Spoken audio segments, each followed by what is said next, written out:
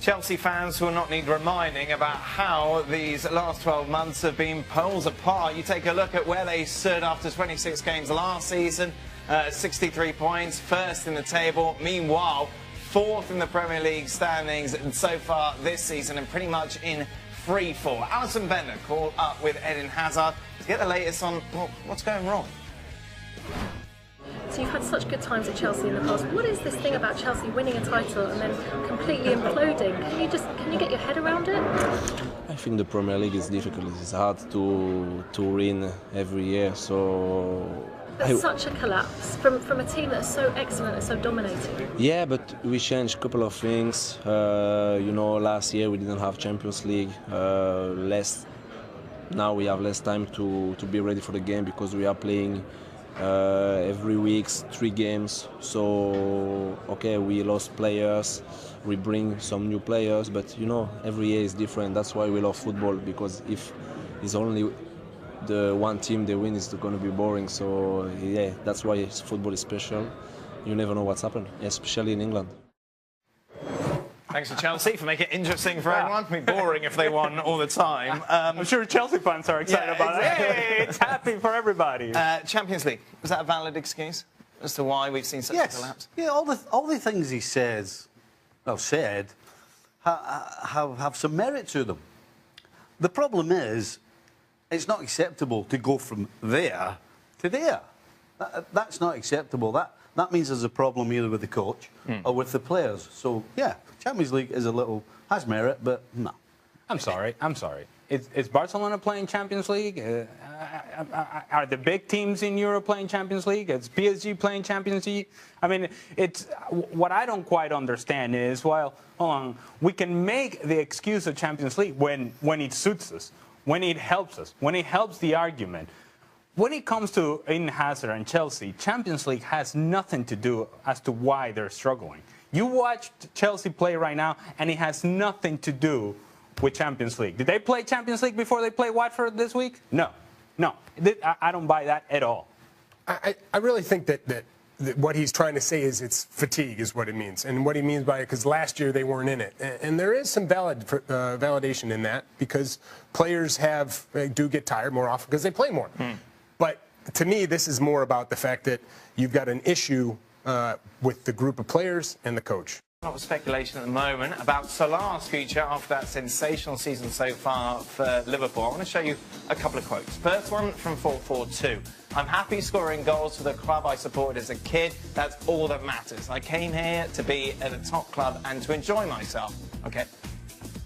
This is what you had to say to Marca. I'm happy at Liverpool. For the moment I am here in England, I want to focus on my team and to end the season very well. I want to help the team to win trophies or be in a good position in the league. I also want to help my national team to get out of their group at the World Cup. These are my objectives for now. Here's the kicker, I suppose. Then we will see. Steve. I think it's far too easy to read into something, and if you're certainly somebody from the media, turn it into whatever you fancy. Okay, we are from the media. Yeah, and that's what we do. So you don't need to say "then we'll see."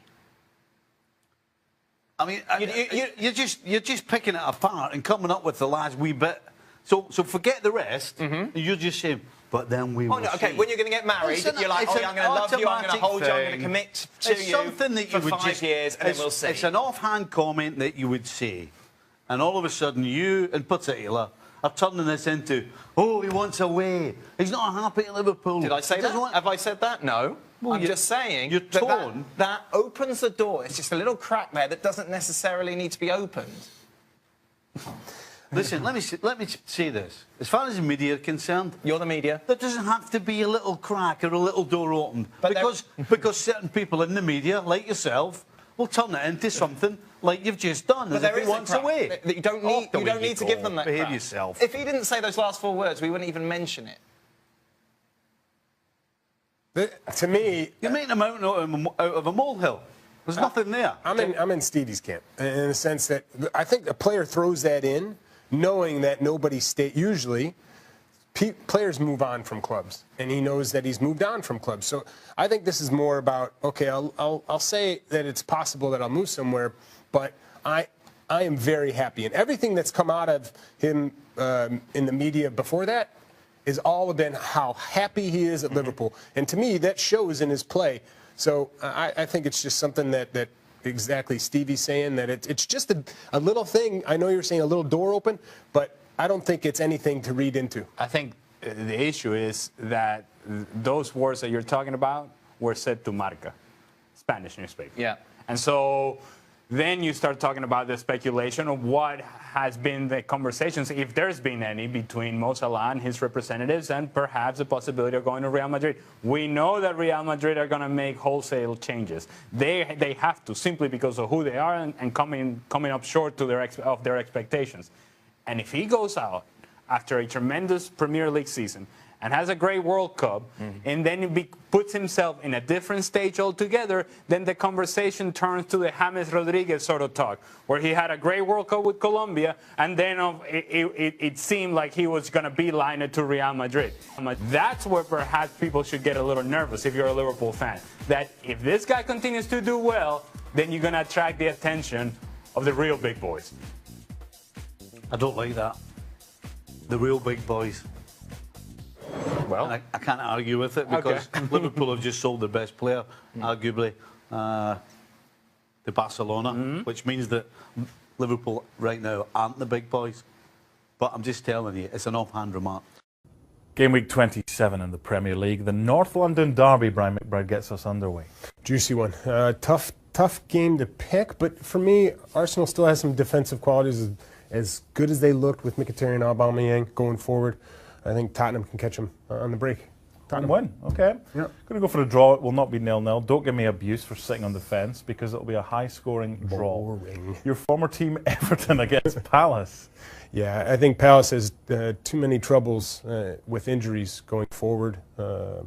Everton, okay, had a bad week, but I think they definitely added some quality, so I'm going with Everton. They did, and they're due their fans a performance after that capitulation at the Emirates. Stoke, Brighton. Lambert's doing well.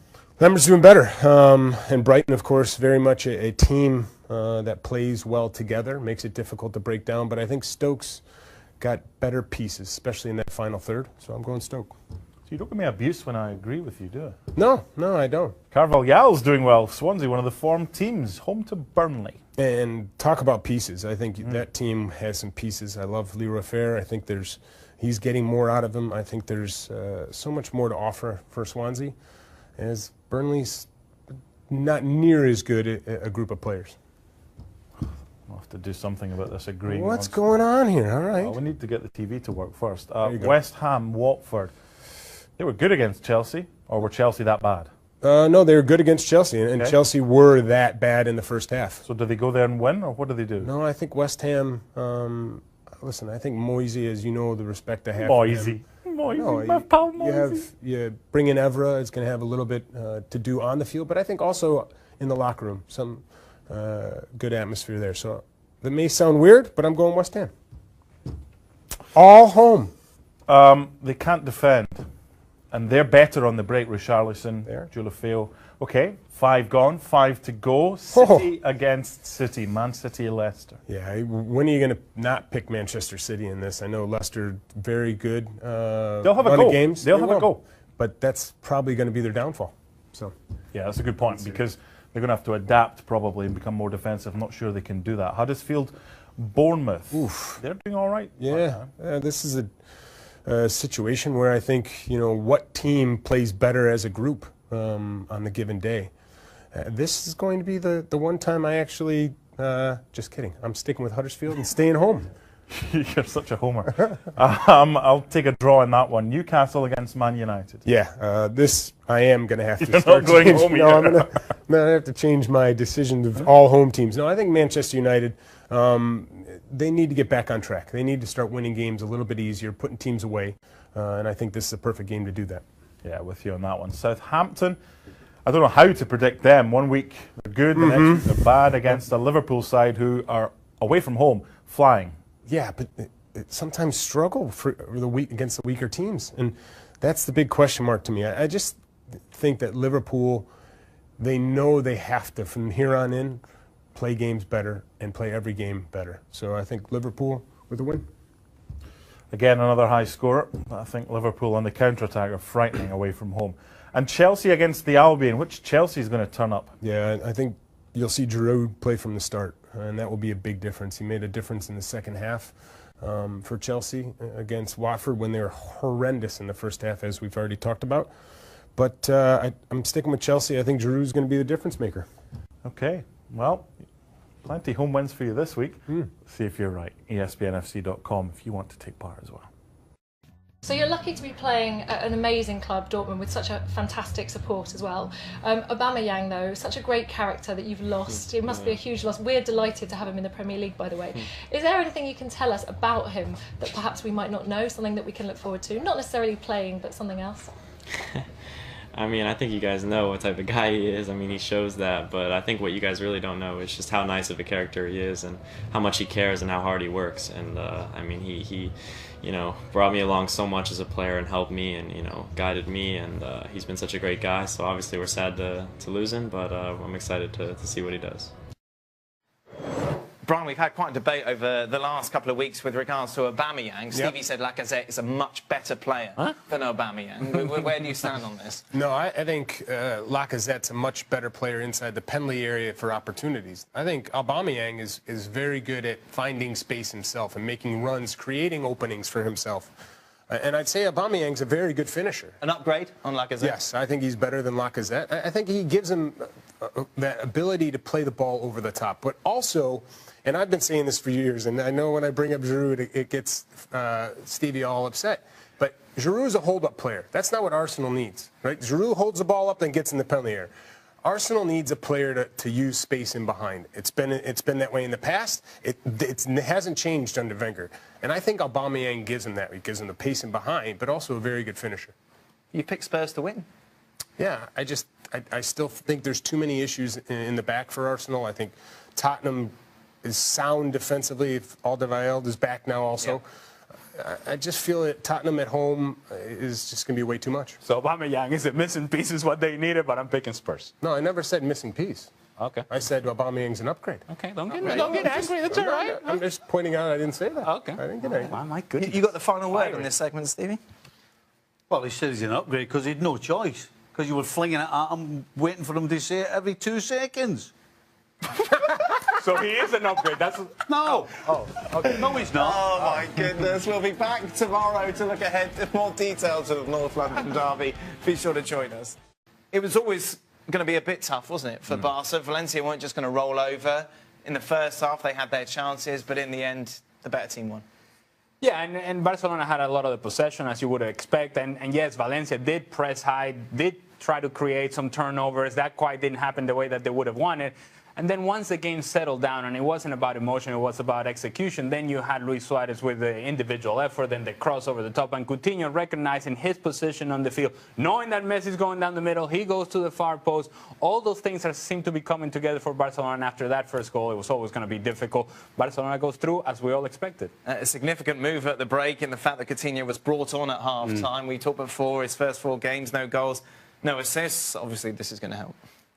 It's going to help. I don't think it helps playing him on the right-hand side. I mean, listen, at Liverpool, he always played on the left, coming inside and just scoring goals from all crazy types of angles. But, I mean, even though he did change the game a little bit, it was kind of a typical Barcelona performance. It was all about when Messi got on the ball. It was all about the opposition actually looked as though they might be able to do something against Barcelona. But in the end, it was the outcome that we've seen all season, pretty much. Barcelona, at the end, comfortable. Why did Valverde start Gomez in this game ahead of Coutinho? I have no idea. I have no idea. We were joking about it as we were watching the game that when you think of André Gomez and you go to the training sessions, if they are asked to pick teams, he's probably the last one picked.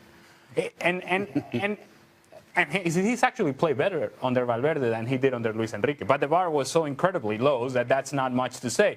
André Gomez simply does not belong at Barcelona. It's not that kind of player. And Coutinho, even though he's just still trying to figure out where he fits in, is a much better version of whatever André Gomez is. Meanwhile, you take a look at the star performer in this game, Luis Suarez, with those 2 key assists. You know, it's easy sometimes to write him off. He had a bit of a rough start to the season, but he's still up there as one of the best in the world, isn't he? Yeah, his movement's always been top of the class. The problem with Luis Suarez at the beginning of the season was you could see he was a little off with his touch. And so when his touch was off in tight spaces, he wasn't able to make the right kind of contact. When he was shooting the ball, he wasn't passing or connecting passes near as well as he normally does. But you could see that they went through a period of figuring out their shape, and their shape without Neymar.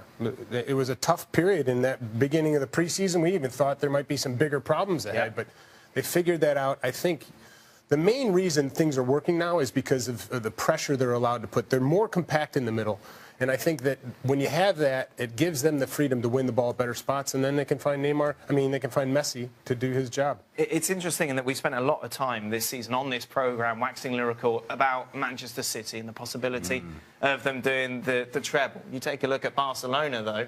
They're in exactly the same position. The fact they're going to win La Liga, final of the Copa del Rey, and obviously one of the favourites for the Champions League. Yeah, I think you'll have to say, wouldn't you, that their achievement has been more significant than that of Manchester City because of everything that happened in the summer. The fact that we all wrote them off. We all thought Real Madrid were going to run away with this La Liga. There was problems with Messi's contract. Neymar said he wasn't happy in Catalonia moving away. Yet somehow they've come together. They've lost one game all season. That was against Espanyol in the Cup. And they're looking as dangerous as they have for many years. When we wrote them off, and we all did, it was off the back of the Spanish Super Cup. Yep. And yes, it's a pre-season competition. That's when Piqué said this is the first time, isn't it, in 6 years that I'm going to say here that Barca are behind Real Madrid. Yes, and they were. Yep. They were, and it showed in the way that they were playing, and you would have thought, my goodness. But what I think was important for Barcelona is that Ernesto Valverde, at that time, he could have had difficulties trying to get the confidence of the players up. He could have tried to, in some way, somehow, get Lionel Messi going. And maybe that wasn't going to happen. But Valverde was very calm, was very quiet. He simply said, you know what? We are going to work on our shape, on what we do. And from there, everything is going to give us more balance. We're going to be more solid as a team. We're going to defend better. We're going to recover the ball in higher positions. And from there, we're going to allow our very talented attacking players to take over. Messi has been excellent. Yep. Luis Suarez has come around. And then the rest of the team simply feed off of that. The confidence of this team early on in the season wasn't quite there. But they got a couple of results. And then they saw Real Madrid struggling. And when you see that going, then you're like, wait a minute. We're not that bad. We're not that bad. And we still got Lionel Messi. Today's transfer rater starts with probably the best player in the world. I say probably because you get the... No doubt. He is for me, but you get those Ronaldo fans that right. want to argue. I'm not in the mood for arguing. Messi to China, Brian McBride. Any chance? I don't see it as a chance. I know it's the Chinese have a lot of money and can pay the 700 million euro clause, but I think this is more about Messi's legacy, and he wants to make sure everybody knows he is the best player and the best player ever, so he's going to stay. Mauro Icardi to swap Milan, to swap Italy for the Spanish capital. Well, this is much more interesting. His agents come out and said he's moving in the summer. Real Madrid, of course, with an aging attack. But if you look at Madrid, they tend to take the more polished article. Icardi, he's 4 years in a row, he's been in 16 to 20 goals. He's at 18 for 22 right now. But I just don't think he's as polished as what Real Madrid wants. So I'm going to say it's going to be a miss. Okay, so we're 2 for 2. Would you swap, if you were Asensio, would you swap Real Madrid, where you're not playing every week, but you're still a main part of the first-team squad, for a move to the Premier League in Chelsea? It'd be difficult for me to leave Real Madrid, especially in the summer. You heard how glowingly they spoke about him, but I thought that would then present more opportunities. If I'm Asensio, I'd have a talk with probably the board and, of course, my coach, and see, am I going to play more? If not, I'd be open to this happening. Okay. And Asensio, I'm going to maybe. Okay. If there's a maybe on the hit, I'm going to give a maybe. Luis Enrique, would he be the right style of manager for Chelsea if Conte goes? For me, the next Chelsea coach has to be a man manager. He has to understand the culture of Chelsea and not just worry about the style of play. And that's the issue right now Conte's having. I think it would be a hit I've heard that he's already turned the job down. But for me, if he goes, I think it'd be a hit. They have a number of options at left back. Luke Shaw's one of them, but he can't. I mean, Jose Mourinho came out and basically sang his praises, said he's brilliant, his attitude's far better than it was, and then he dropped him for the next game and played Ashley Young. He's got to leave, doesn't he? Especially with Danny Rose exactly. potentially That's coming exactly what I was going to say. Listen, it's very obvious Mourinho wanted a new left back in Danny Rose and was unable to get him. So I think the writing's on the wall for Shaw. Okay. He needs to leave. He needs to resurrect his career. And if I'm him, I'd want to go. Tell you what, it was 2-0 after the first leg to the misses, but the home leg, 3 hits, turned it around. Amazing what you can do. What a success story Christian Pulisic has been at Borussia Dortmund, alongside Brian McBride. And Brian, Christian's form over there has undoubtedly led to speculation about his future. Manchester United, Liverpool, Bayern, Real Madrid. Why can't he just stay where he is? Would that be the best thing for him right now? Well, I think it all depends. I think choosing for him a club that's going to help him develop his style and his skill set is going to be a necessity. Now, when you talk about some of these bigger clubs, some of them don't play necessarily the same type of soccer that they play in Dortmund. These are big decisions for you as a player, especially at such a young age. One, he needs to play. So if he's going to leave, he is right now. Right, exactly, which is a candidate to make him a decision to stay. He's also in a pretty large-sized club with an understanding of the structure, understanding of the players, and understanding of the style. So all those would give you an argument to not leave.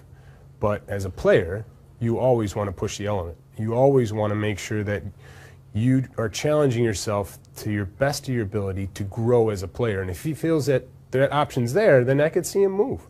But we have seen talented US players over the years move too quickly and then get lost. He's not going to get lost. He's too good for that. Well, he's too mentally strong and mature, in my opinion. Yeah, as well. But a lot of this depends on who's advising him as well. Are you happy with the way he's being advised right now? And yes, there's speculation, because that's what advisors do. They get speculation for their clients. But he's doing all right now, isn't he?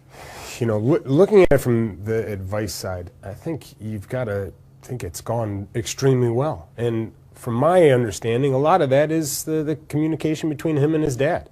And his dad understanding his son, and Christian understanding himself. Now, that's all speculation on my side, reading the situation.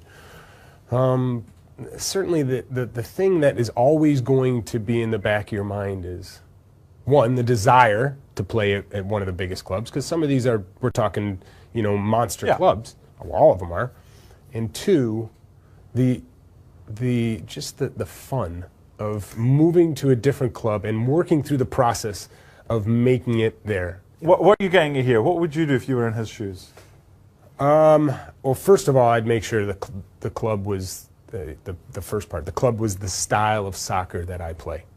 So if you're going to Manchester United, you're not going to be on the ball near as much as you are if you're going to a Liverpool or you're going to a Real Madrid. The exciting part of going to Real Madrid, where every single player on the field around you is world class, it's a desire that you can't sometimes turn down.